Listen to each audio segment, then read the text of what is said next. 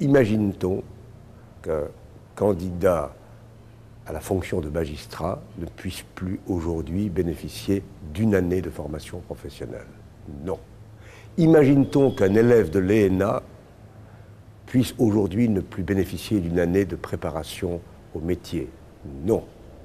Imagine-t-on que les élèves des grandes écoles soient privés de stage pendant une année? Non.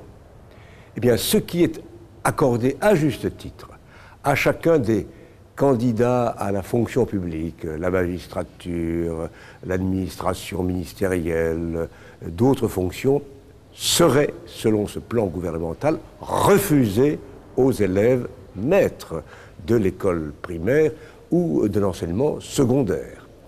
C'est une discrimination négative à l'égard des professeurs et des maîtres.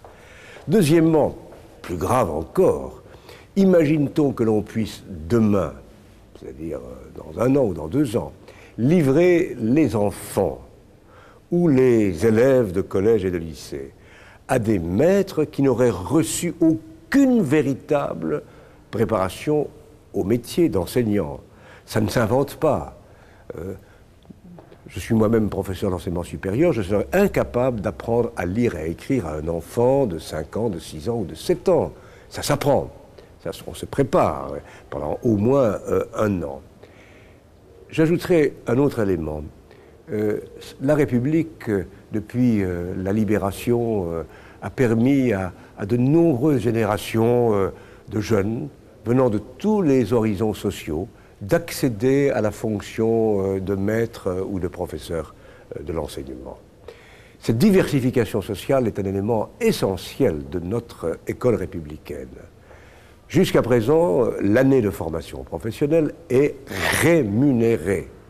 Le projet gouvernemental fait disparaître cette rémunération et les bourses annoncées sont ridicules.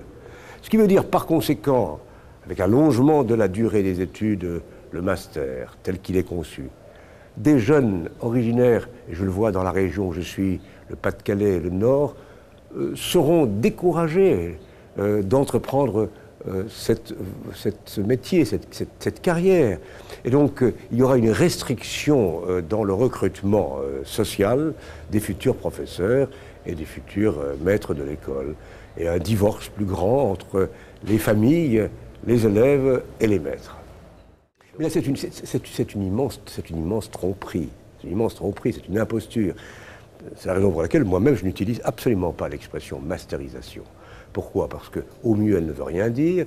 Au pire, elle sous-entendrait que ce serait une avancée. D'ailleurs, l'actuel ministre, en permanence, dit comment vous n'allez quand même pas protester contre l'élévation du niveau de qualification des futurs maîtres. Disons, je ne suis pas contre l'idée d'un master, à la condition que les 5 années du master incluent l'année de formation professionnelle. Oui à un master, mais pas à un master purement théorique, purement abstrait, purement disciplinaire, joint par ailleurs à un CAPES dont les épreuves sont à ce jour incertaines, contradictoires et incompréhensibles. C'est d'ailleurs étonnant de la part d'un gouvernement de la République, indépendamment de considérations, je dirais, politiques, d'être à ce point aussi amateur et de se livrer à un tel changement avec de telles improvisations. Oui, je pense que l'idée de concours appartient à une tradition, je dirais, française, sinon depuis la Révolution, en tout cas depuis le XIXe siècle, et un peu plus au cours de la période contemporaine.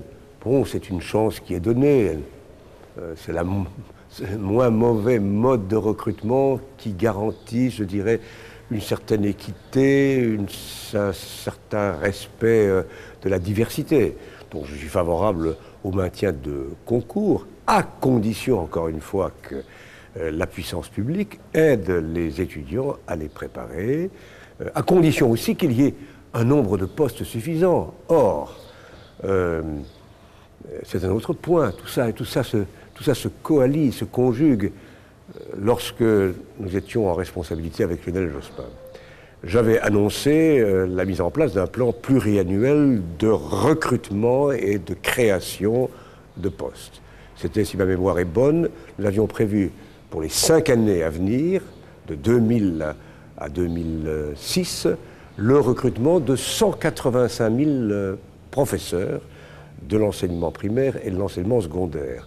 Et nous avions augmenté, je crois, de 30% le nombre de postes mis au concours. Depuis notre départ, disons depuis 2002, c'est l'inverse qui se met en place. Et surtout depuis 2 ans.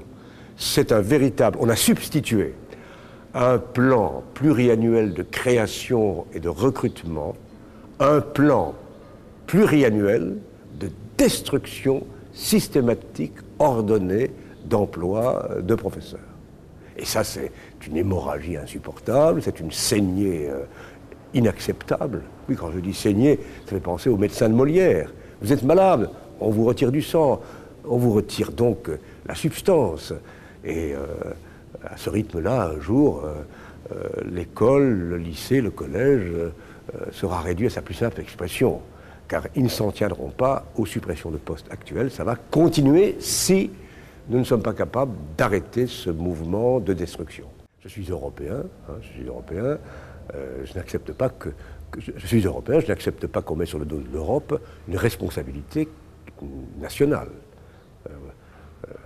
Naturellement, j'ai à ma manière contribué à l'harmonisation européenne des diplômes par le système de LMD, mais le LMD n'oblige absolument pas, c'est un mensonge de dire le contraire, n'oblige absolument pas à recruter les professeurs à tel ou tel étiage ou à tel ou tel niveau. On pourrait parfaitement dire, je ne sais pas si c'est la bonne idée, qu'on peut aujourd'hui encore recruter au niveau de la licence, et c'est encore une fois une calomnie ou un mensonge que de donner à penser que les règles européennes obligeraient à recruter de cette manière-là. Et en tout cas, les règles européennes n'obligent aucun État à supprimer des postes au recrutement de professeurs.